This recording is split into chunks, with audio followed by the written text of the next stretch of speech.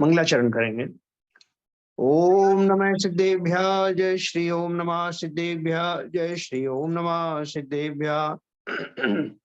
मंगलम भगवान वीरो मंगलम गौतमो गणी मंगलम कुंद कुंदाद्यो जैन धर्मोस्तु मंगलम सर्व मंगल मांगल्यम सर्व कल्याण कारकम प्रधानम सर्वधर्माणाम जैनम जयतु शासनम जैनम जयतु शासनम जैनम जयतु शासनम।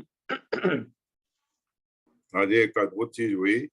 हाँ, सचिन शाह ने प्योर गोल्ड का मूलनायक के अभिषेक करने के लिए छोटा कलश भेंट किया है।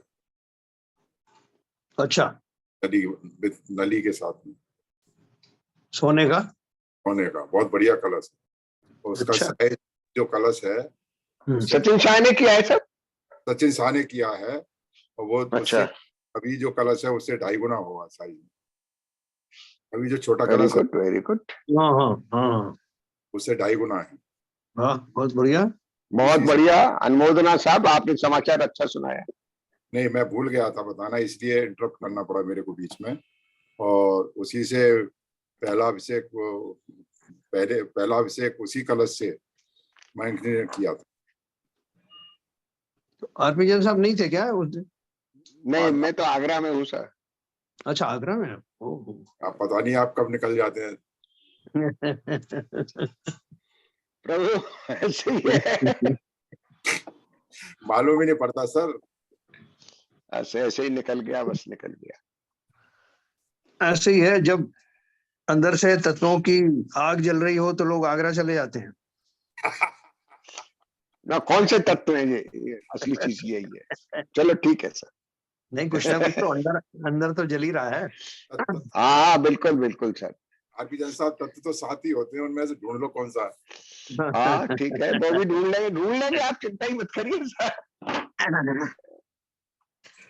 चलिए साहब, अपन शुरू करेंगे। बिल्कुल, बहुत सुंदर। हाँ, अपन बात कर रहे थे ज्ञानार्णव ग्रंथ में धर्म ध्यान का स्वरूप पढ़ रहे हैं। 33 नंबर का जो अध्याय है, जिसमें आचार्य शुभचंद्राचार्य ने धर्म ध्यान धारण करने के लिए हम किससे धर्म ध्यान धारण करेंगे, हमारे पास कौन सा ज्ञान है? तो वो श्रुत ज्ञान है, और वो श्रुत ज्ञान भी कम नहीं है। भले ही अवधि ज्ञान और मन पर्याय ज्ञान की अपनी अपनी योग्यताएं हैं, अपनी विशेषताएं हैं, लेकिन हमारा काम श्रुत ज्ञान से बखूबी चलेगा। तो वो श्रुत ज्ञान उन्होंने बताया कि वास्तव में आपने श्रुत स्कंद देखा होगा, द्वादशांग वाणी का श्रुत स्कंद अपने कागजों में ऐसा ट्री जैसा भी बनाया हुआ है कि उसके एक श्रुत रूपी वृक्ष है, उसके जो है 12 अंग हैं, और 12वें अंग का यानी दृष्टिवादांग नाम का जो अंग है उसके फर्दर भेद हैं, जिसमें 14 पूर्व, चूलिका, सूर्य ज्ञप्ति, चंद्र ज्ञप्ति आदि दिए हुए हैं। तो ये कहा गया है कि इतना व्यापक श्रुत ज्ञान है। उस श्रुत ज्ञान में ऐसी कोई भी वस्तु नहीं है जो छूटी हो। संसार का समस्त ज्ञान वो द्वादशांग वाणी के अंतर्गत ही आता है। तो उन्होंने देखो, कल अपन ने जो पढ़ा था 11 नंबर का, हमने शायद पढ़ा था। यस, हाँ, शरण जी को याद है। तो 11 नंबर से मैं फिर से शुरू करूंगा। अपारमति गंभीरम पुण्य तीर्थम पुरातनम पूर्वापर विरोधादि कलंक परिवर्जितम। फिर कैसा है श्रुत ज्ञान? अपार है, क्योंकि जिसके शब्दों का पार कोई अल्पज्ञानी नहीं पा सकता, तथा गंभीर है, क्योंकि जिसके अर्थ की थाह हर कोई नहीं पा सकता, तथा पुण्य तीर्थ है, क्योंकि जिसमें पाप का लेश भी नहीं है, अर्थात निर्दोष है।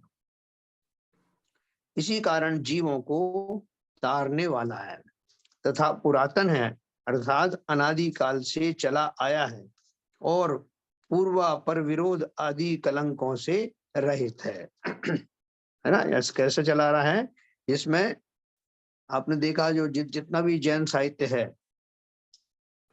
विशेष तौर से दिगंबर जैन साहित्य जो भी अवेलेबल है, उसमें कहीं आपको कोई कंट्रोवर्सी नहीं मिलेगी कि एक ग्रंथ में ऐसा लिखा है, दूसरे ग्रंथ में उससे कोई विपरीत बात लिखी। सभी एक ही सिद्धांत का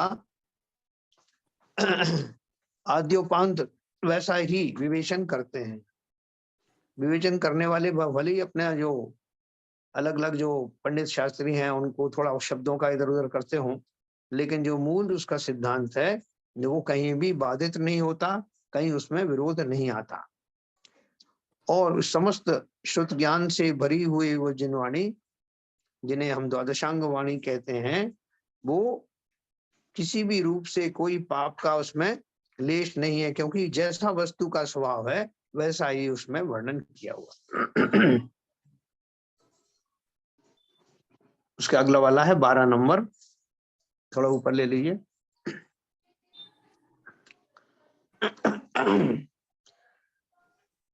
नयोपनय संपात गहनम गणिभी स्तुतम विचित्रमपि चित्रार्थ संकीर्णम विश्वलोचनम। फिर कैसा है श्रुत ज्ञान? द्रव्यार्थिक, पर्यायार्थिक नय और सद्भूत असद्भूत व्यवहारादिक उपनयों के संपात से तो गहन है, तथा गणधरादिकों करके स्तुति करने योग्य है, तथा विचित्र कहिए अपूर्व है, तथापि चित्र कहिए अनेक प्रकार के अर्थों से भरा हुआ है, तथा समस्त लोक को दिखाने के लिए नेत्र के समान है ना। ये श्रुत ज्ञान है पूरा।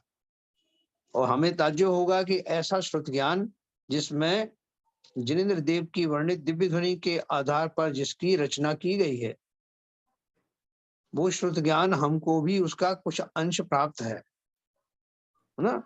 जितना जितना हमारा ज्ञान का क्षेत्रफल है उतना उतना हमको भी प्राप्त हुआ।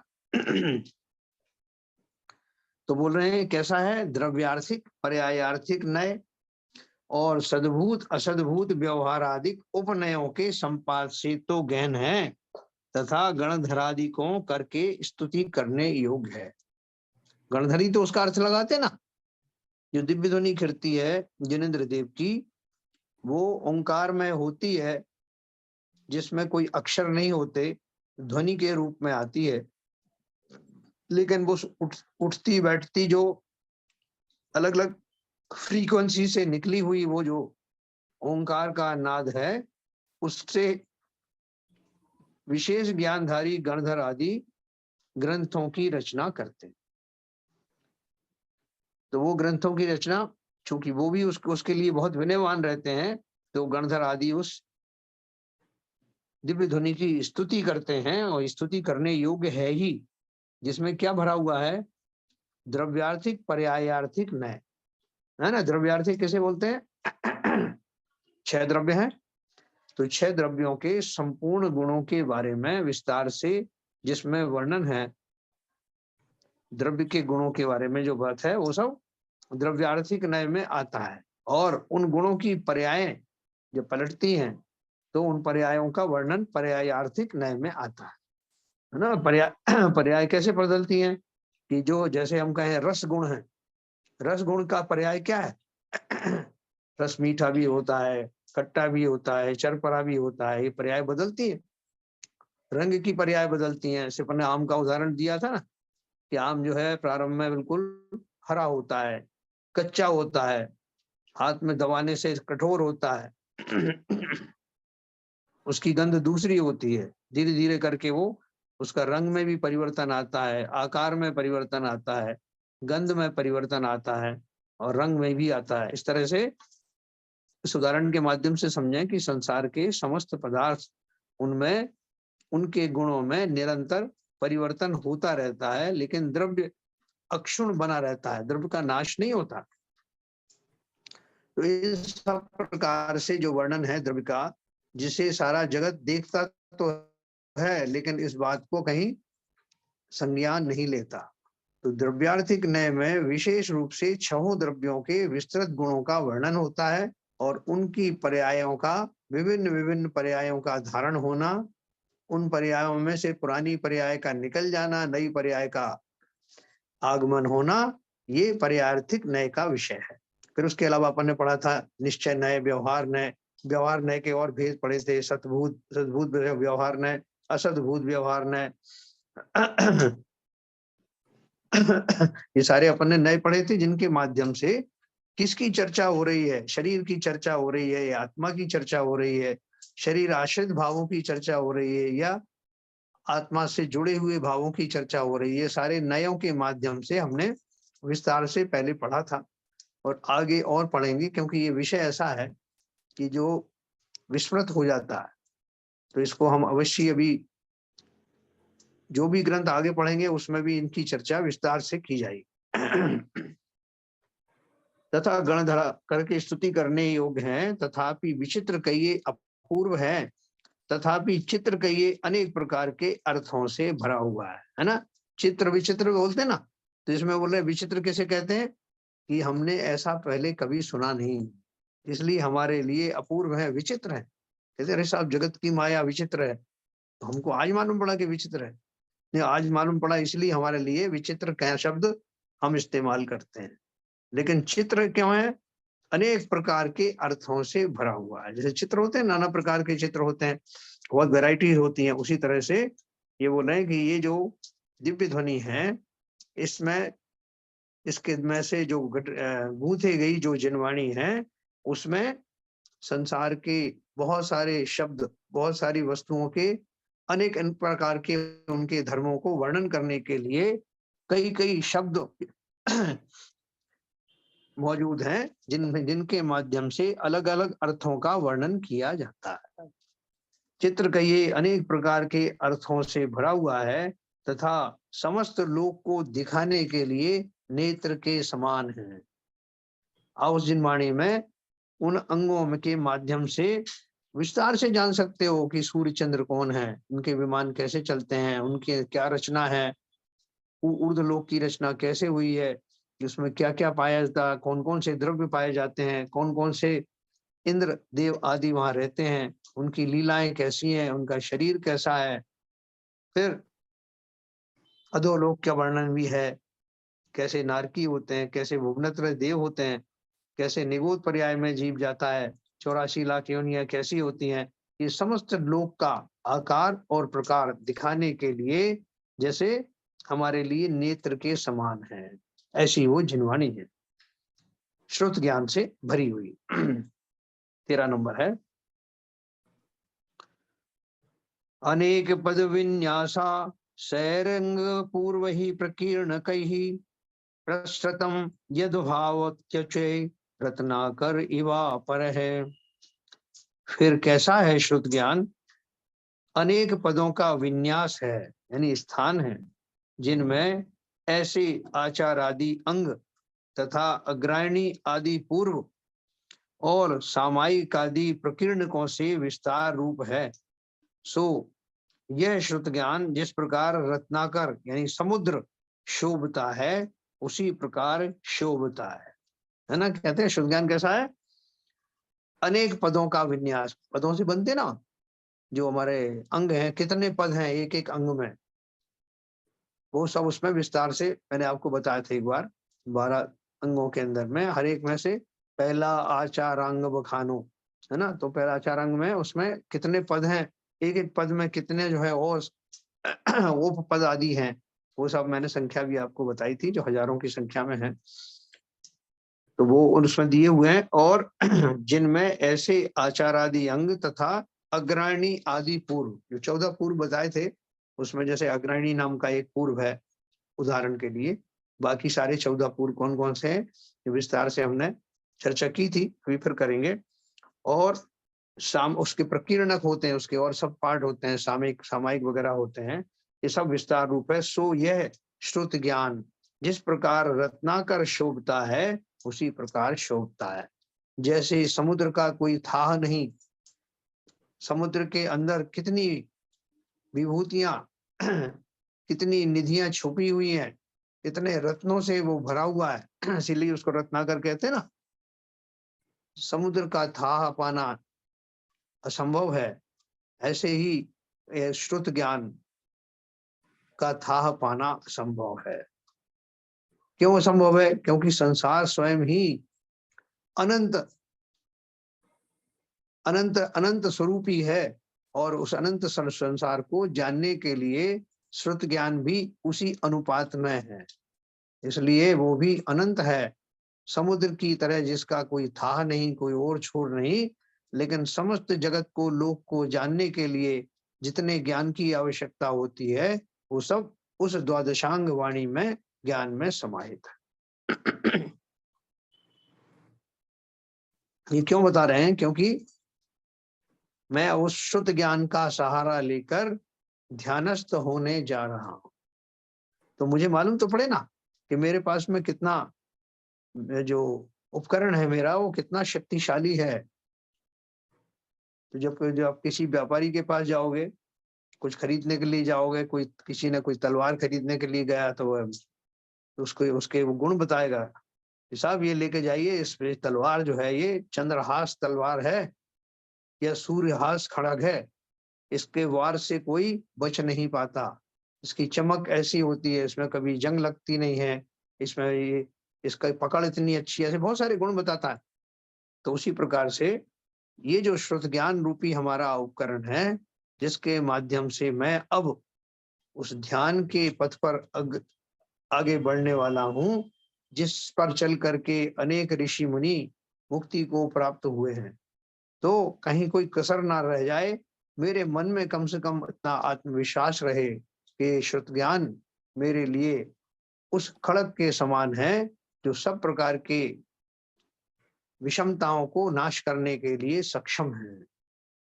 तो वो श्रुत ज्ञान की महिमा हम पढ़ रहे हैं। वास्तव में तो हमें जरूरत पड़ी इसलिए हम पढ़ रहे हैं, नहीं तो हमें क्या पता था। श्रुत ज्ञान तो हमें मालूम है, हमारे पास जिनवाणी है, सब पढ़ लेते हैं, वो लाल जिनवाणी, हरी जिनवाणी, ये सब पढ़ करके हम समझ लेते हैं कि साहब ये है जिनवाणी, सब पूजन दी है। लेकिन उसका कितना स्कोप है, वो जिनवाणी में क्या कुछ दिया गया है, कैसे उसको बनाया गया है, ये तो हम जो पढ़ते हैं, ये पूजा संग्रह आदि पढ़ते हैं। लेकिन वास्तविक जिनवाणी जो है वो अभी पूरी अवेलेबल भी नहीं है ना। उसका खाली एक अंश है, क्योंकि द्वादशांग में से 12 अंगों में से एक भी अंग का ज्ञान आज किसी को नहीं है, और ना ही वैसा शास्त्र अवेलेबल है। इसी तरह से 14 पूर्व में से कोई भी पूर्व का ज्ञानधारी अभी नहीं मिलेगा, ना ही उन पूर्वों का डायरेक्ट आपको वर्णन मिलेगा। लेकिन उनसे, उनके आधार पर जो शास्त्र आदि बनाए गए, जितने भी हमारे आचार्य विद्वान हैं वर्तमान में, वो उन्होंने जो उन्हीं का आधार लेकर के जो कुछ भी शास्त्र बनाए हैं, उसमें निहित श्रुत ज्ञान भी हमारे लिए पर्याप्त ही है, जो मुझे इस ज्ञान गंगा में भिगोने के लिए समर्थ है। तो अपन को उस श्रुत ज्ञान की महिमा आनी चाहिए। ऐसे ऐसा श्रुत ज्ञान से भरे हुए जो शास्त्र हैं, आज अवेलेबल हैं, कल वो भी अवेलेबल नहीं रहने वाले। इसलिए बहुत ध्यान से, हम बहुत सौभाग्यशाली हैं कि कम से कम ज्ञान के उन अंशों को जो अभी भी लोप नहीं हुए हैं, हम पढ़ने जा रहे हैं, पढ़ते रहे हैं, आगे भी पढ़ते रहेंगे। उनको लोप मत होने देना, या तो वो नहीं लोप हो जाएंगे, या मेरा ज्ञान जो निरंतर ह्रास को प्राप्त हो रहा है, क्या पता इतना सक्षम रहे या ना रहे। इसलिए संसार के समस्त कार्य बाद में होते रहेंगे, ये कार्य को अभी करना। 14 नंबर पढ़ेंगे। मदमत्तोद्वत क्षुद्र शासनाशीष विशांतकम दुरंत घन मिथ्यात्व ध्वांत धर्माम शुभ मंडलम। अर्थ है, फिर कैसा है श्रुत ज्ञान? मद से माते उद्धत क्षुद्र यानी सर्वथा एकांतवादियों का शासन रूपी आशी विष कहिए सर्प का अंतक है, अर्थात नष्ट करने वाला है, तथा दुरंत कहिए जिसका अंत बहुत दूर है, ऐसे दृढ़ मिथ्यात्व रूपी अंधकार के दूर करने को सूर्य मंडल के समान है ना। शुद्ध ज्ञान की महिमा और उन्होंने बताई, कैसे बोल रहे हैं, मद से माते उद्धत। आवाज नहीं सुनाई दे रही सर? आवाज नहीं आ रही? आ रही, हमको तो आ रही है सर, आ रही है ऐसी आवाज। अच्छा, कहाँ से नहीं आई आपको आरपी जैन साहब? अभी आ रही है क्या? अब दोबारा से लॉगिन करिए आरपी जैन साहब। उनका शायद बीच में इंटरनेट का इशू है उनका शायद। चलिए चलिए जैन साहब, हाँ चलिए सर। ओके। आ रही है।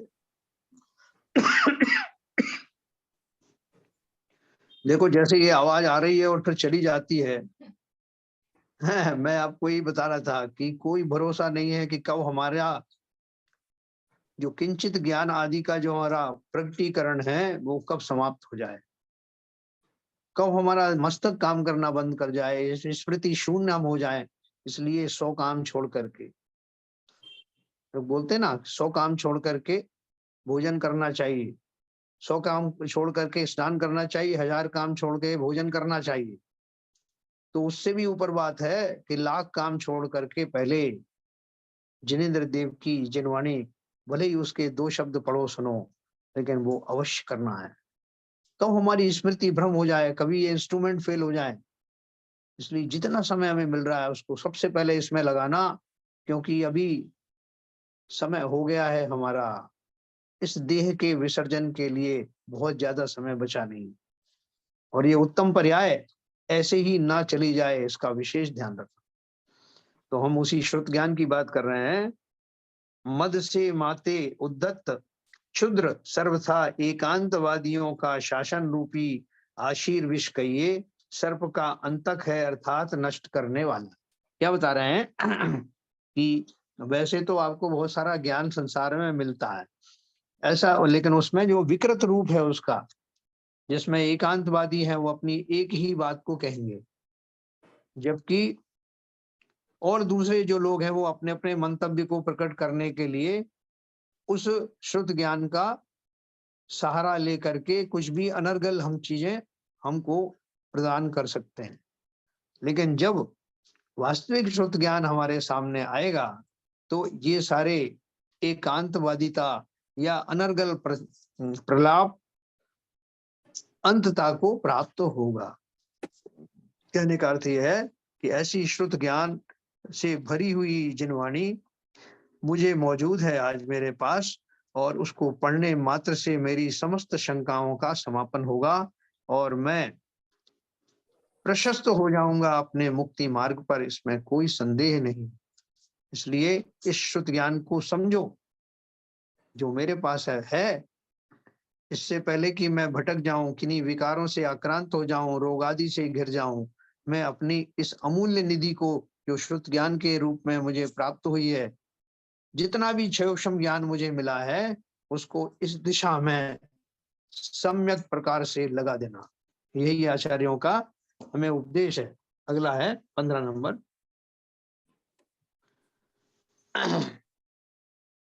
ऊपर कर लीजिए 15 नंबर। यत् पवित्रम जगन्य यत् पवित्रम जगत्येन विशुद्धयति जगत्रयी येन तद्विशताम सेव्यम श्रुत ज्ञानम चतुर्विधम। क्या बोल रहे हैं? फिर कैसा है ये श्रुत ज्ञान? इस जगत में पवित्र है, क्योंकि जिसके द्वारा ये तीनों जगत पवित्र होते हैं, इसी कारण यह श्रुत ज्ञान सत्पुरुषों के सेवने योग्य है। यह श्रुत ज्ञान प्रथमान योग, करणान योग, चरणान योग और द्रव्यान योग के भेद से 4 प्रकार का है। आपने सुना होगा ये सब, वन कई बार इस चीज वर्णन करी, 4 प्रकार का श्रुत ज्ञान। लेकिन वो 4 प्रकार का है कैसे? मतलब जिनवाणी में कहीं कोई भेद नहीं है, कहीं कोई उसमें जो है मर्यादाएं नहीं है, कोई लिमिट नहीं है कि यहाँ से ये खत्म होता है वहां से वो शुरू होता है, ऐसा नहीं। जो अंश जिस बात की व्याख्या करने के लिए कहे गए हैं, उनको ही हमने छांट करके 4 तरह के भागों में विभाजित कर दिया कि जिस अंश के द्वारा महान पुरुषों की, शलाका पुरुषों की कथाओं का वर्णन है, वो सबको प्रथमानुयोग कह दिया गया है ना। सबसे पहले वो है, क्योंकि हमें उन कहानियों आदि के माध्यम से उन बहादुर पुरुषों के, महान पुरुषों के जीवन कथा को सुन करके हमें बहुत सारी प्रेरणाएं मिलती हैं। तो सबसे पहले उसको जान करके हमें बहुत साहस होता है, बहुत रुचि पूर्वक हम जानना चाहते हैं कि कैसे कैसे लोग हुए, क्या क्या उनकी परिस्थितियां रही और कैसे फिर वो मुक्ति मार्ग पर आरूढ़ हुए। इसको जानने के लिए जो सबसे पहला जो चिंतन है या पढ़ने को मिलता है, उन शास्त्रों को प्रथमानुयोग का नाम दिया गया। दूसरा नंबर था कर्णानुयोग का। तो कर्णानुयोग क्या है? जगत किस प्रकार से बना है, तीन लोक की रचना कैसी हुई है, कौन कौन से नदी, समुद्र, तालाब आदि हैं, अधोलोक की रचना कैसी है, मध्यम लोक की कैसी है, ऊर्ध्वलोक की कैसी है, और कहाँ कौन कौन से द्वीप आदि हैं, इसका वर्णन, और कर्मों का कर्म सिद्धांत आदि का जहां पर विस्तार से वर्णन किया जाता है, हमने उन शास्त्रों को या उन वचनों को जिस रूप में रखा है उसको हमने कर्णानुयोग का नाम दिया।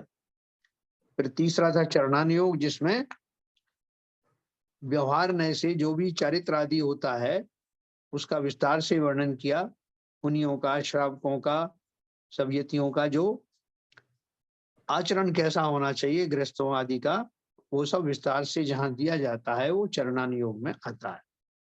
और द्रव्यानुयोग तो बहुत प्रसिद्ध है, हम सब जानते हैं कि जिस आत्मा का धारी मैं हूं या मैं ही जो हूं, धारी का तो सवाल ही नहीं, क्योंकि मैं ही आत्मा हूं, शरीरधारी हम कह सकते हैं। तो जहां पर आत्मा का विस्तार से वर्णन किया जाए वो सब द्रव्यानुयोग में आता है।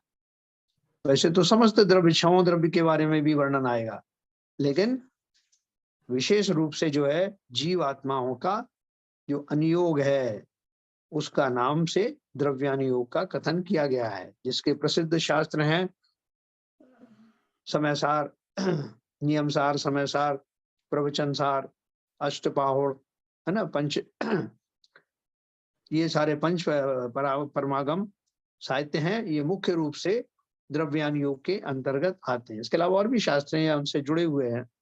चरणानुयोग में प्रसिद्ध ग्रंथ हैं, ये क्या बोलते हैं, रत्नकरण, श्रावकाचार आदि हैं। ऐसे बहुत सारे ग्रंथ हैं जिसमें आचरण संबंधी बात विशेष रूप से बताई। अपन ने पहले भी पढ़े थे 2-3 ग्रंथ, और पुरुषार्थ सिद्ध उपाय आदि भी हमने पढ़े थे। प्रथमानुयोग की तो कहानियां वो छपी हुई आपने देखी होंगी, और कर्णानुयोग के जो गोमटसार आदि हैं, क्षपणासार है, ये सारे शास्त्र जो है, षट खंडागम आदि हैं, ये सब कर्णानुयोग के शास्त्र विस्तार से कहे गए हैं। और हमारा तत्वार्थ सूत्र नाम का जो ग्रंथ है, जिसे मोक्ष शास्त्र भी कहते हैं, उसमें एक अनूठा जो है सामंजस्य है, ये चारों ही अनुयोगों को उसमें जगह दी गई है। हम कह ही नहीं सकते कि कौन से उसका है। उसमें कर्णानुयोग का वचन भी है, उसमें चरणानुयोग का भी है, द्रव्यानुयोग का भी है, और किंचित उदाहरणों के माध्यम से प्रथमानुयोग के दर्शन भी होते हैं। तो बहुत विस्तार से है। हमारे मंदिर में और सभी मंदिरों में 10 लक्षण पर्व के दौरान उसका पठन किया जाता है। इस प्रकार से हमने 4 तरह का ये कैटेगरी में बांटा गया। वो श्रुत ज्ञान है, उसको अपनी सुविधा के हिसाब से बांटा गया है। बाकी तो श्रुत ज्ञान संपूर्ण एक ही है, इंटीग्रेटेड है। 16 नंबर का पढ़ेंगे।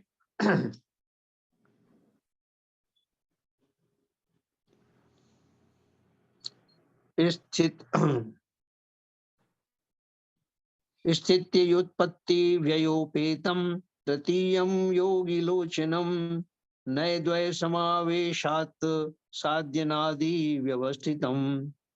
फिर कैसा है श्रुत ज्ञान? उत्पाद व्यय द्रव्य करके संयुक्त है तथा योगीश्वरों का तीसरा नेत्र है, तथा द्रव्यार्थिक और पर्यायार्थिक इन 2 नयों के कारण सादि अनादि व्यवस्था रूप है। द्रव्य नय से संतान की अपेक्षा अनादि है और पर्याय नय की अपेक्षा तीर्थंकरों की दिव्य ध्वनि से प्रकट होता है, इस कारण सादी है। हैं? देखो क्या बात कही, बढ़िया। वो बोल रहे हैं शुद्ध ज्ञान में और क्या क्या है, शुद्ध ज्ञान की विशेषताएं बता रहे हैं कि उत्पाद व्यय द्रव्य करके संयुक्त है। जब किसी द्रव्य की चर्चा की जाती है तो उसमें होने वाले पर्यायों के बारे में भी बताया जाता है कि समस्त द्रव्य उत्पाद यानी पुरानी नई पर्याय का सृजन करते हैं, पुरानी पर्याय का व्यय हो जाता है और द्रव्य अक्षुण रूप से बना रहता है, उसका नाश कभी होता नहीं। तथा योगीश्वरों का तीसरा नेत्र है। तीसरा नेत्र क्यों है? श्रुत ज्ञान है ना। तीसरा नेत्र योगीश्वरों का तो है ही, हमारा भी तो तीसरा नेत्र है। आंखों से जो हम देखते हैं, कानों से इंद्रियों आदि के द्वारा जो भी ग्रहण करते हैं, उसके बैकग्राउंड में हमारा ज्ञान का शोषम ही तो है, हमारा मति श्रुत ज्ञान ही तो है जो उन वस्तुओं का ग्रहण तदनुसार करता है। और योगी तो जिन्होंने अपना सब नेत्रों से काम लेना भी लगभग बंद कर दिया, इंद्रियों से काम लेना ही बंद कर दिया, उनके पास तो ज्ञान का एकमात्र माध्यम चिंतन बचा है। श्रुत ज्ञान से भरा हुआ, श्रुत ज्ञान की नाव पर सवार वो उनका चिंतन उनके लिए तीसरे नेत्र के समान है। और द्रव्यार्थिक पर्याय नैर्थिक मैंने आपको तो बता ही दिया। द्रव्य नय से संतान की अपेक्षा अनादि है ना। कैसा है श्रुत ज्ञान? कोई बोले साहब ये साहब षष्ठी के बारे में जो ज्ञान है, षष्ठी कब से है? बोले अनादिकाल से। फिर कोई बोलते हैं कि नहीं साहब वो सृष्टि का प्रारंभ कब से हुआ? वो आदिनाथ भगवान से। तो आप तो अभी बोल रहे थे अनादि से है, फिर अभी आपने यहाँ कैसे कह दिया? कोई कोई कहते हैं कि महावीर स्वामी ने धर्म चलाया। तो बोल रहे हैं कि उनकी अपेक्षाएं हैं। वास्तव में तो अनादिकाल से जब से सृष्टि है, उसी सृष्टि में क्या क्या होता है, क्या क्या सृष्टि के गुण हैं, उनमें किस तरह की थ्योरी चलती है, वही सभी उसके धर्म आदि जो है वो अनादिकाल से हैं। धर्म का अर्थ क्या है? धर्म का अर्थ जैन धर्म और वैष्णव धर्म और मुस्लिम धर्म नहीं। धर्म का अर्थ है कि वस्तु के जो स्वभाव हैं, स्वरूप हैं, उन गुणों के बारे में जानकारियां हैं, वो सारा अनादिकाल से है। वस्तु अनादिकाल से है तो उनसे संबंधित ज्ञान भी अनादिकाल से है। और ये जो कहा जाता है व्यवहार से कहा जाता है। तो बुद्ध भगवान ने ये बताया साहब, आदिनाथ भगवान के समय से सृष्टि शुरू हुई। आदिनाथ भगवान के पहले कितनी 24 हो गई, शुरू से ही है। धर्म तो प्रारंभ से ही है और अभी भी चल रहा है। ये जो हम कहते हैं, हम किसी अपेक्षा से कहते हैं कि साहब महावीर स्वामी ने धर्म चलाया का अर्थ क्या है? कि भाई वर्तमान में महावीर स्वामी का शासन चल रहा है, अंतिम तीर्थंकर वो हुए हैं, इसलिए हम उनको बोलते हैं कि भाई उन्होंने हमको जो बताया। जैसे सब लोग अपने पिताजी की बात करते हैं, साहब मुझे पिताजी ने ये बताया, दादाजी ने ये बताया। उससे पहले के नहीं बताते कि साहब दादाजी के पिताजी ने हमको ये बताया। क्यों? क्योंकि मुझे उससे कोई कंसर्न नहीं रहा। तो उस तरह से अगर कोई आदिनाथ पे आके रुक जाए कि आदिनाथ ने सृष्टि का निर्माण किया था, तो हम उसको ही बहुत बड़ा मानते हैं कि चलो तुम महावीर स्वामी पे ही नहीं अटके रहे, 24 तीर्थंकरों को भी मानते हो। लेकिन 24 तीर्थंकरों से पहले कितनी तीर्थंकर हो गए? तो कहने का अर्थ यह है कि जब भी कोई बात कही जाती है, किसी अपेक्षा से कही जाती है, उन अपेक्षाओं को समझना। और वास्तव में तो ये श्रुत ज्ञान की परंपरा, ज्ञान की परंपरा जब से सृष्टि है तब से ही है, अनादि से है और अनंत काल तक रहने वाली है। 17 नंबर का पढ़ेंगे। हाँ। निशेष नय निक्षेप निक शग्राव सन्निभम शाद्वाद पवनी निर्धात भगनान्य मत भूदरम। फिर यह श्रुत ज्ञान समस्त नए निक्षेपों से वस्तु के स्वरूप की परीक्षा करने के लिए कसौटी के समान है। तथा शाद्वाद कहिए कथनचित वचन रूपी वज्र के निर्धात से भग्न किए हैं अन्य मत रूपी पर्वत जिसने, ऐसा है। देखो शुद्ध ज्ञान की और विशेषता क्या बता रहे हैं? समस्त नए निक्षेपों से वस्तु के स्वरूप की परीक्षा करने के लिए कसौटी के समान है। नयों का ज्ञान जो है हमें नहीं भी होने के बावजूद भी हम नयों का प्रयोग करते हैं। संसार के सभी जीव जो बोलने की क्षमता रखते हैं वो सब किसी ना किसी नए से बात करते हैं, लेकिन उनको समझ में नहीं आता ये कोई नया है। जैसे अपना दैनिक जीवन में अपन बोलते हैं ना बच्चे से कि बेटा वो नमक का डब्बा उठा के लाओ, उसको भी मालूम है नमक का डब्बे का अर्थ ये नहीं है कि नमक से बना हुआ है, बल्कि चूंकि उसमें नमक रखा है इसलिए वो नमक का डब्बा है। कल को उसमें से नमक निकाल के शक्कर भर दी जाए तो वो शक्कर का डब्बा हो गया। उसी तरह से अपन बोलते हैं ना कि भाई मम्मी को बुलाओ, तो वो पूछता नहीं किसकी मम्मी को बुलाऊं, मेरी मम्मी को कि आपकी मम्मी। वो जानता है कि मैंने ये प्रयोग किया है तो उसका अर्थ है कि उसकी मम्मी को बुलाओ। जो भी है संसार में इस तरह की व्यवस्थाएं हैं जिनके माध्यम से हम नयों से परिचित तो हैं, लेकिन वो नए क्या हैं, इस भाषा में हम क्यों बोलते हैं, ऐसा ही क्यों कहा जाता है, ये सब जो बातें विस्तार से जिनेन्द्र देव वर्णित नए विवक्षा में जैन शासन में यानी जैन दर्शन में भली भांति बताया गया है। कितने प्रकार के नए होते हैं, इनका प्रयोग कैसे किया जाता है, किस रूप में किया जाता है। नए जो हैं प्रमाण ज्ञान का एक अंश होते हैं, इसलिए वो सम्यक होते हैं। कौन सी बात किस अपेक्षा से कही जा रही है अगर हमें ये मालूम पड़ जाए तो या हमें ये मालूम पड़ जाए कि कोई किसी व्यक्ति ने कोई बात कही है, अवश्य उसने अपनी कुछ समझ इस्तेमाल की होगी और उसकी समझ एक प्रकार का नए है, क्योंकि कर्ता के कथन का या उसके मंतव्य को भी नए कहा जाता है। अगर सारे जगत इस बात को जान ले तो लड़ाई झगड़े बंद हो जाएं। जैसा कई कई बार वो किसी ने कुछ कहा, हमको नाराज होगा क्योंकि हमारे अनुसार नहीं कहा गया, लेकिन उसने जिस एंगल से कहा वो उस एंगल से सही हो सकता है।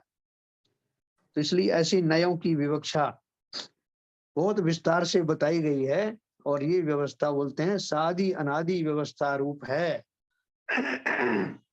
अनादि तो इस अपेक्षा से कि ये जब से श्रुत ज्ञान है तब से व्यवस्था है, और सादी इस प्रकार की है कि जब हम किसी तीर्थंकर या महापुरुष से उसको जोड़ देते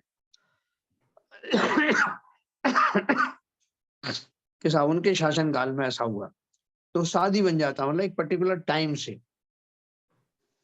तो ये बोल रहे हैं द्रव्य नदी है। हाँ, निक्षेप की बात अपन कर रहे थे, और समस्त नए निक्षेपों से वस्तु के स्वरूप की परीक्षा करने के लिए कसौटी के समान है। किसी वस्तु के बारे में अपन वर्णन करते हैं ना, तो वर्णन जो किस अपेक्षा से किया जा रहा है, ये कसौटी है। साहब मैं इस आधार से कह रहा हूं, जैसे हमने कहा कि आत्मा नित्य है, तो नित्य किस अपेक्षा से है? इस अपेक्षा से है कि वो हमेशा रहती है, कभी मरता नहीं, हर जगह पाया जाता, हर समय पाया जाता, अनंत काल से है और आगे भी अनंत काल तक रहेगा।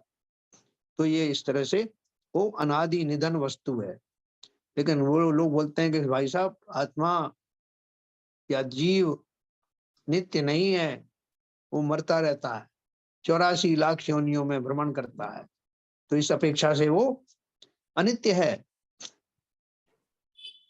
वो पर्यायों की अपेक्षा है। तो ये दोनों ही जो चीजें हैं जो अपेक्षा की अपेक्षा से समझेंगे, अपेक्षा की कसौटी पर उतारेंगे, तो दोनों ही स्टेटमेंट सही पाए जाएंगे। और उसको कहने के लिए हमारे पास क्या तरीका है? शाद्वाद। शाद्वाद के द्वारा अनेकांत का वर्णन किया जाता है, ये अपन ने बहुत बार सुना होगा। अभी मैं आपको एक चीज बताऊं कि हमारे एक मित्र हैं जो गीता के उपदेशक हैं और गीता का उनको बहुत अच्छा ज्ञान है।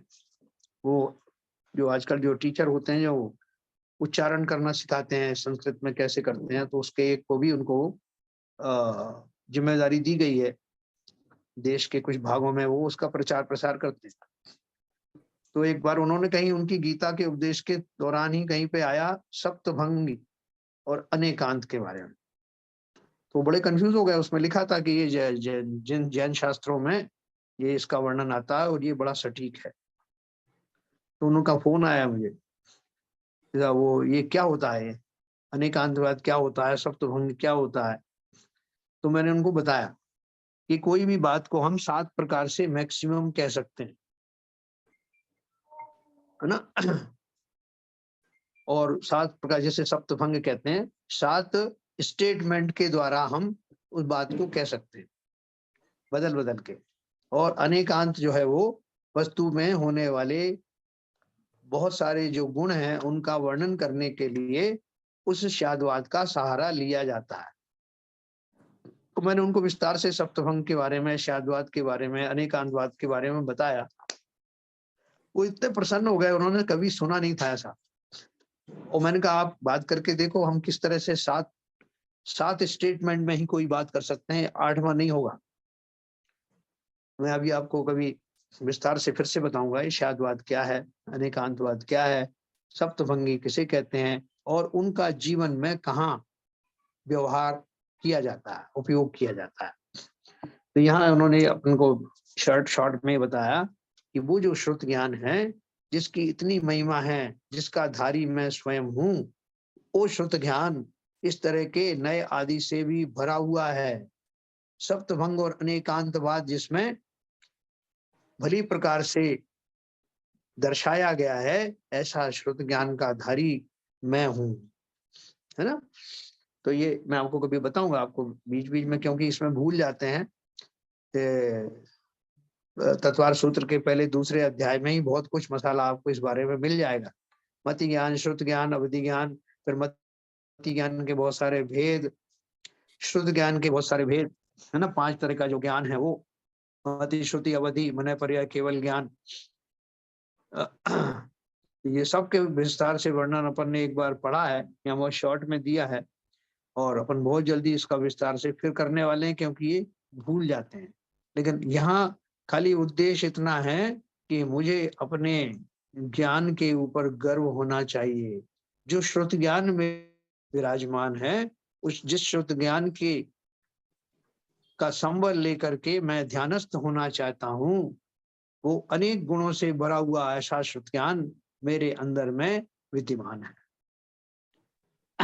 एक मैं और पढ़ूंगा, फिर अपन चर्चा करते हैं। 18 नंबर। इत्यादि गुण संदर्भ निर्भरम भव्य शुद्धितम ध्यायन्तु धीमताम श्रेष्ठाः श्रुत ज्ञान महार्णवम्। इत्यादि पूर्वोक्त गुणों की रचना से भरा हुआ भव्य जीवों को शुद्धि का देने वाला श्रुत ज्ञान रूप महासमुद्र है। सो इसको बुद्धिमानों में जो श्रेष्ठ हैं वे ध्यावो, चिंतन करो। यह प्रेरणा रूप उपदेश है। अब ऐसे श्रुत ज्ञान की महिमा कल कहेंगे। तो क्या बताया उन्होंने? इत्यादि पूर्वोक्त गुणों की रचना से भरा हुआ भव्य जीवों की को शुद्धि का देने वाला श्रुत ज्ञान रूप महासमुद्र है। सो इसको बुद्धिमानों में जो श्रेष्ठ हैं वे ध्यावो, चिंतन करो। तो क्या बोल रहे हैं कि ये श्रुत ज्ञान की जो आपको महानता बताई गई है, इतने गुणों से भरा हुआ ये जो श्रुत ज्ञान है, और एकमात्र ऐसा वाहन है जिस पर आरूढ़ होकर के आप मुक्ति के मार्ग पर चल पाएंगे। एकमात्र है, कोई विकल्प नहीं उसका कि ये नहीं मिलेगा तो दूसरा मिल जाएगा। जो जो महान पुरुष उस केवल ज्ञान के पथ पर बढ़े हैं, वो श्रुत ज्ञान रूपी वाहन पर ही आरूढ़ होकर के गए हैं, और वही श्रुत ज्ञान उनका कालांतर में केवल ज्ञान में समाहित हो गया, केवल ज्ञान रूप हो गया, ज्ञान की पूर्णता को प्राप्त हो गया। तो बोल रहे हैं कि किसके लिए कह रहे हो आप ये सब? बोले आप सबके लिए कह रहे हैं, आप सब बुद्धिमान हैं, तो इसलिए उन्होंने बोला आपके लिए ये कार्य किया जाना श्रेयस्कर है, आपके लिए ही ये संभव है, हर कोई इस कार्य को करने में समर्थ नहीं। उन्होंने बोला बुद्धिमानों में जो श्रेष्ठ हैं वो ध्यावो। बुद्धिमानों का अर्थ क्या है यहाँ? 84 लाख योनियों में और संगी पंचेंद्रियों की श्रेणी में, उसमें भी मनुष्य पर्यायी जीवों में, उसमें भी जो सब तरह से संपन्न है, जिनके शरीर आदि निरोग हैं या इस लायक है कि जो श्रुत का चिंतन कर सकें, जिनका मस्तिष्क इतना ज्ञानी है कि वो इस बात को समझ सकें, जो रुचिवान है, वो सब वो श्रेष्ठ बुद्धिमान ही हैं। और इसलिए अब उन सब श्रेष्ठी पुरुषों को, हम और आप जैसे सब व्यक्तियों को समय आ गया है कि श्रुत ज्ञान की महिमा को समझ करके ये जो गंगा हमारे पास से निकल कर जा रही है उसका अमृत पान करो। समय आ गया है, व्यर्थ समय गंवाना नहीं। और इस समस्त भेद को जानते हुए सहज में आया हुआ ये श्रुत का साधन अवश्य ही हृदयंगम करना, ये दाव चूकना मत, ऐसा आचार्य शिवचंद्राचार्य कह रहे हैं। अब अपन थोड़ी सी चर्चा करेंगे। आजकल तो सारा झगड़ा ही इसी अनेकांतवाद का ही, साम्यवाद का ही झगड़ा है।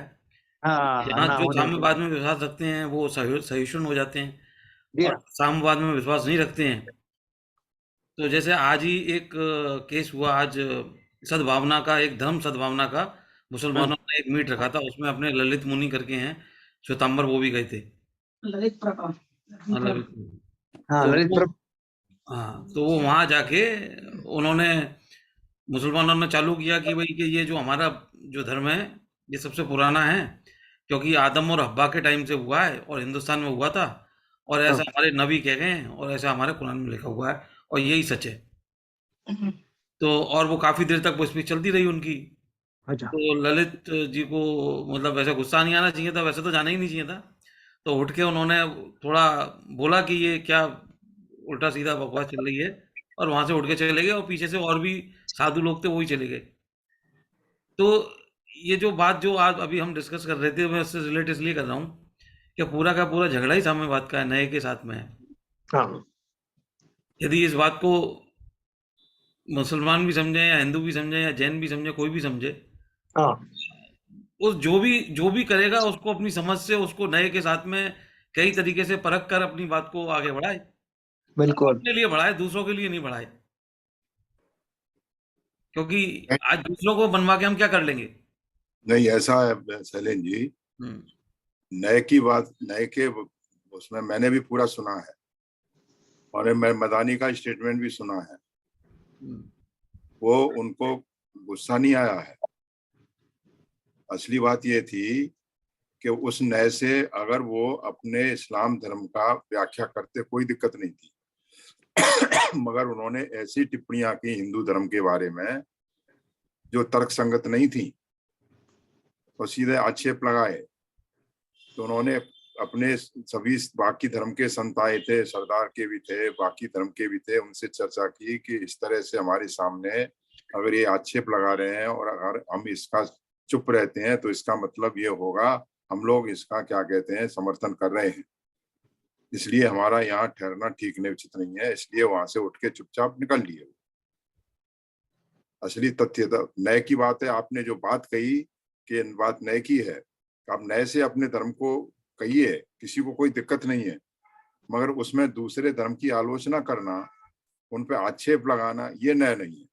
बराबर मेरा कहने का वही मैं बात बोल कह रहा हूँ, वो दूसरों को समझाने के लिए, मतलब अब जैसे उनका नहीं समझाने ये था कि वो दूसरों को मनवा नहीं चाहते अपनी बात को। नहीं, वो देखिए, मनवाने के लिए आप कुछ भी अपने नए से अपना जस्टिफिकेशन दीजिए। उनका भी प्रवचन था ललित मुनि का, या बाकी लोगों के भी वो वक्तव्य थे, सब लोग वक्तव्य दे चुके थे। उन्होंने इस्लाम धर्म के ऊपर कोई आक्षेप नहीं लगाए। उन्होंने जो धर्म संगत बात थी वो कहीं अपने नए से कहीं, मगर जो और इनके जो पहले जो जो धर्मगुरु थे, जो कल उन्होंने जो व्याख्यान दिया था उसमें, वो बहुत बहुत अच्छा था। उन्होंने देश की भी तारीफ की थी, सब पूरे उसकी तारीफ की थी और उसकी भी तारीफ की थी। मगर ये जो आज जो धर्मगुरु आए थे, वो तो सीधा मतलब क्या कहते हैं, कट्टरपंथी थे। और उन्होंने इस्लाम के ऊपर जो भी व्याख्या की वो अपना वो मत है, मगर दूसरे धर्म के ऊपर आक्षेप लगाना, हिंदू धर्म के ऊपर या जैन धर्म के ऊपर या बौद्ध धर्म के ऊपर ये आक्षेप लगाना, ये न्याय की बात नहीं है सर। ये तो ये इट वाज इल मोटिवेटेड। तो इसलिए उन्होंने ये भी, बाद में उनका इंटरव्यू आया ललित मुनि का, तो उन्होंने यही कहा कि हम लोगों ने ये क्यों उठ के आए, पूछा उनसे सवाल कि आप तो मुनि हैं, आपको तो संयम रखना चाहिए, आप क्यों उठ के आए, आपको गुस्सा क्यों आया? तो उन्होंने कहा मेरे को गुस्सा नहीं आया है, हम अगर वहां रहते तो हमारे धर्म के ऊपर, हमारी पूरी समाज के ऊपर ये आक्षेप होता, चाहे जैन धर्म हो, चाहे बौद्ध धर्म हो, चाहे सिख धर्म हो, चाहे हिंदू धर्म हो, कि हम उनकी बात को मान रहे हैं और चुपचाप बैठे सुन रहे हैं, इसलिए हम इसका पार्टी क्यों बने, इसलिए हम उठ के चले आए। ये जस्टिफिकेशन था सर। देखो, दो तरह के नए होते हैं, एक नए सुनय होते हैं और एक कुनय होते हैं। तो जो कुनय है ना, जो एकांतवादी हैं, वो अपने पक्ष को धर रखते हैं और जिसमें दूसरों की जो बात है उसको काट करके अपना पक्ष रखते हैं, वो सब कुनय में आते हैं, वो प्रामाणिक नहीं होते। इसलिए मैं वही बात कर रहा हूँ सर, मैंने जो बात, सही, आपकी बात को ही मैं कह रहा हूँ, एलाबोरेट कर रहा हूँ। क्लासिफाई किया है वो आध्यात्मिक। हाँ, नहीं वो बात सही है। बाद में लोगों ने पूछा भी, बहुत से लोगों ने इंटरव्यू में पूछा, बहुत से लोग उनकी बात को सही बता रहे थे कि नहीं, जब आदम और हव्वा हुए थे, जब से ही, जब खुदा, वही खुदा है जिन्होंने दुनिया को बनाया, तो उन्होंने बोला किसको मालूम है कब हुआ था ये, 1000 साल पहले, 2000 साल पहले, 5000 साल पहले, लाख, तो बोले किसी को नहीं मालूम है। तो फिर कैसे हो गया ये बात सही, कि ये बात को आप कैसे सही मान सकते हैं? नहीं, बोला हमारे नबी बता के गए हैं इसलिए हम मानते हैं। तो ये जो बात थी, वो बात सही बोल रहे हैं विजन साहब की। वहां पर जो बैठे थे, मैंने पूरा नहीं देखा, मैं लास्ट में देखा था जब वो उठ के जा रहे थे, तब उन्होंने बोला भी था क्या ये बात कर रहे हैं आप। नहीं, मैं तो पूरा सुना है सर, मैंने उनका भी, बताने का भी स्टेटमेंट सुना है, और वो स्टेटमेंट क्या कहते हैं, बहुत भड़काऊ था। हाँ, लेकिन मेरे को तो ऐसा लग रहा था कि जो हम लोगों का, जो साधु लोग हैं, उनको ऐसी संस्थाओं में जाने का, ऐसे धर्म संस्था में जाने का कोई मीनिंगफुल नहीं है, कोई मतलब कुछ ये नहीं। श्वेतांबर लोग हैं, अक्सर जाते हैं श्वेतांबर लोग। जैन मुनि केवल एक ही बार ऐसा हुआ है, तरुण सागर महाराज आपकी अदालत में गए थे, मगर वो बाकी कोई नहीं जाता है, बाकी कोई नहीं जाता है। प्रमाण सागर महाराज के बाद रजत शर्मा आया था, बोले जो कुछ अदालत करनी है मेरे सामने करो, यहाँ करो, क्योंकि सिद्धांतक बात गलत हो जाती है कि हमारे जो साधु बने वो अपने उसके लिए बने हैं, अपने निज के कल्याण कल्याण के बने, समाज के कल्याण के लिए या देश के कल्याण के लिए या विश्व कल्याण के लिए नहीं बने वो। हाँ, वो सेकेंडरी है, बिल्कुल सही। तो ये कहाँ पे हो रहा था? ये दिल्ली में गोष्ठी चल रही है उनकी, सद्भावना गोष्ठी, सधर्म सद्भावना गोष्ठी, ऑर्गेनाइज्ड बाय मुस्लिम। अच्छा, वो ऐसे 1000 करेंगे, 1000 संसद करेंगे वो 1 साल के अंदर, ऐसा उन्होंने बोला है जगह जगह जाके। अच्छा अच्छा अच्छा अच्छा, चलिए, सबके अपने अपने उद्देश्य हैं, अलग अलग। बाकी श्रुत ज्ञान के बारे में जैसा अपन चर्चा चल रही है, कल और अपन थोड़ी सी चलाएंगे, और हमें तो अपना समय गंवाना नहीं है, उस श्रुत ज्ञान का भरपूर सदुपयोग करना है। कब जीवन की शाम हो जाए उससे पहले पहले कार्य करना। चलिए जनवाणी स्तुति करेंगे ललित जी।